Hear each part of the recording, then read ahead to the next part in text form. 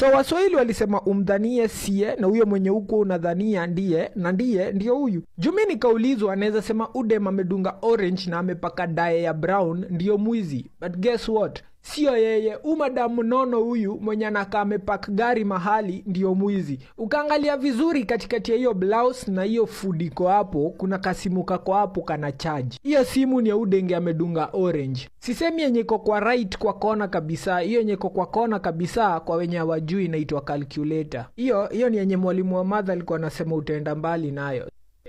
Madam ameshiba sana, ashaspot hiyo tenje. Na kila time anajifanya anachagua nguo, anaifunika. Unacheki? So alimwambia aka smart sana, lakini si size yangu. Niangalilie size yangu hapo. Madam akiangalilia huyu mwingine size yake, tenje yake nayo imeplaniwa. Ilitolewa kwa chaja na akaifunika tena. Akamwambia wewe endelea kutafuta, wacha na kam. Kumbe ameendea plan B.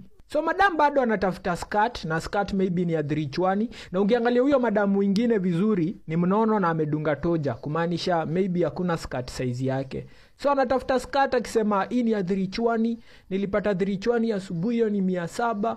Kumbe simu yake ya 15k hapa kando imepangiwa. So madam alikuja na plan B na akachukua hiyo simu akaificha kwa beli. Plan B ilikuwa kuificha kwa beli. Beli yake iko na mfuko. Na akamwambia juu japata, wacha niende, ndakuja next time.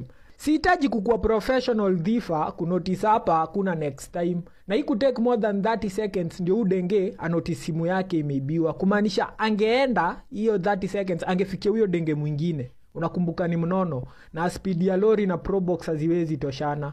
So angefuata angemfikia.